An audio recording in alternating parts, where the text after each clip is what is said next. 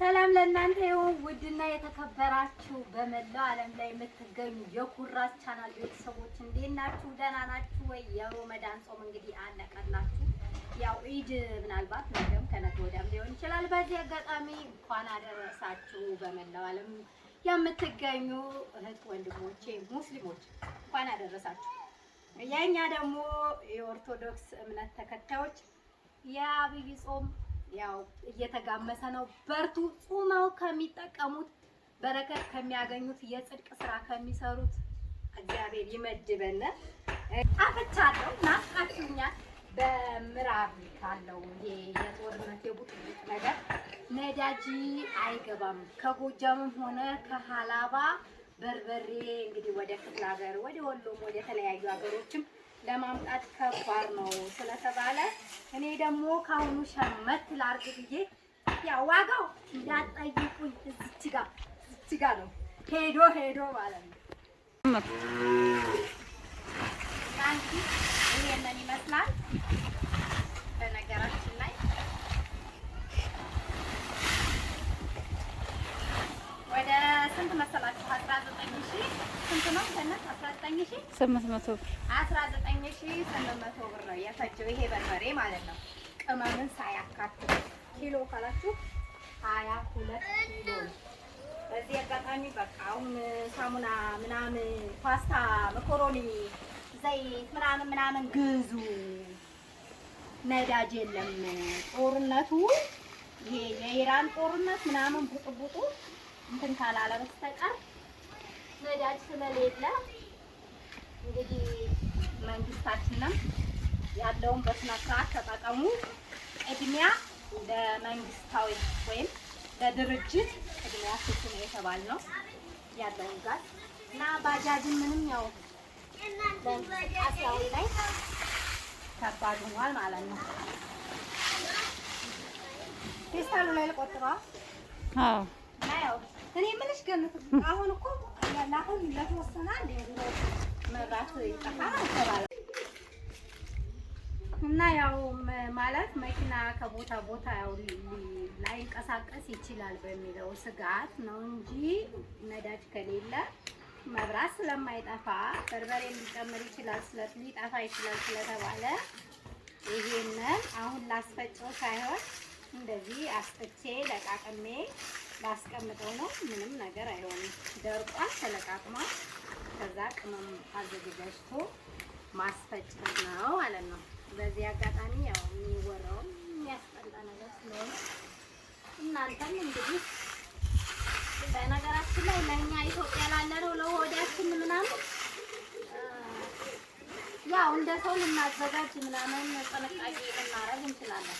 ነገር ግን በማንኛውም እምነት ውስጥ ያለ የኢትዮጵያዊ እናት አባት በተለይ ሁሉም ሰው አሁን እያንዳንዱ ከቤተሰብ መቼም አንድ ሰው ያልወጣ አይገኝምና በጸሎት ላይ ነው ያለው ኢትዮጵያ ውስጥ ያለው። እንደው ከልጆቻችን ተለያይተን እንዳንቀር ያው ፕሌንም የሚሰራው በነዳጅ ነው።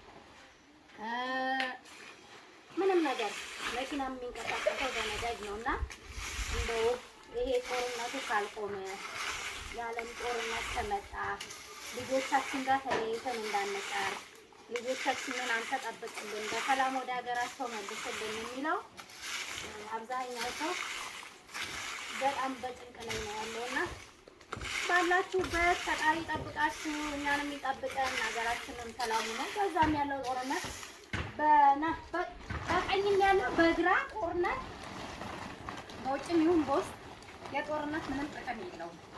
በየትኛውም አካባቢ ቢሆን በሆነ ነገር ይነካል። ምናልባት ምሳሌ እዛ ሀገር ያለው ጦርነት ለኢትዮጵያ ምን ሊጎዳት ይችላል ከተባለ ከዛ ሀገር የሚመጣ አንዳንድ ነገር ይኖራል።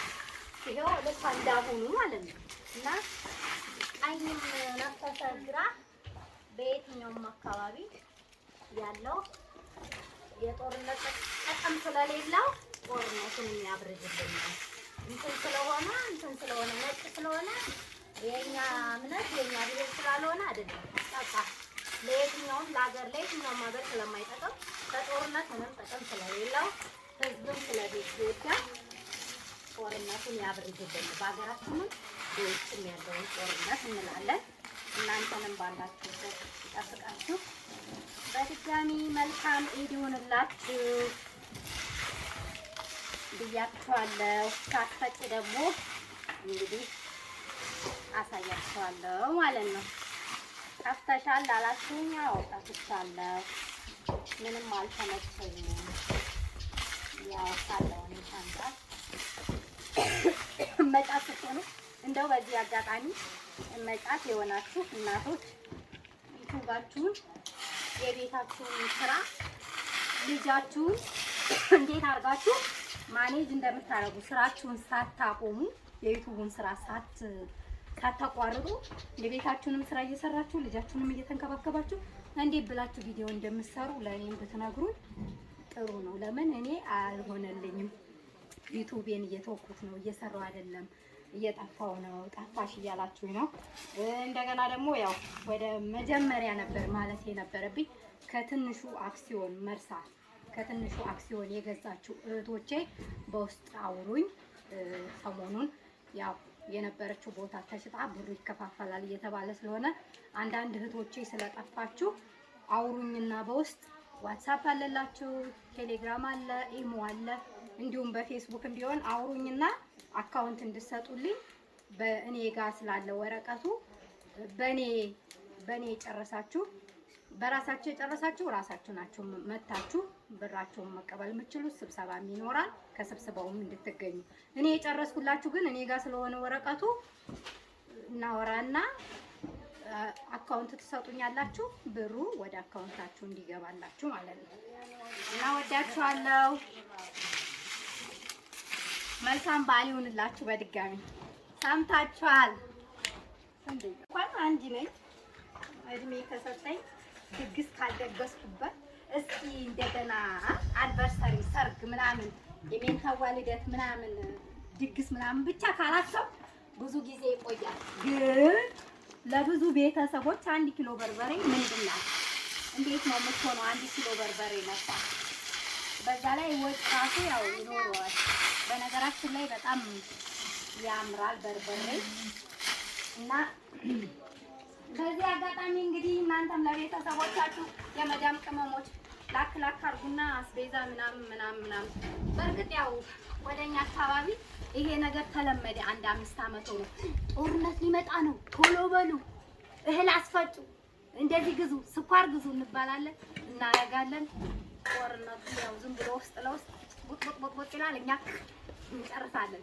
ድጋሚ አስቤዛ ደግሞ ኧረ አዘጋጁ፣ አሁን ያለው ሁኔታ በቃ በጣም የሚያስፈራ ነው፣ የሚያስጠላ ነው ይባላል። ከዛ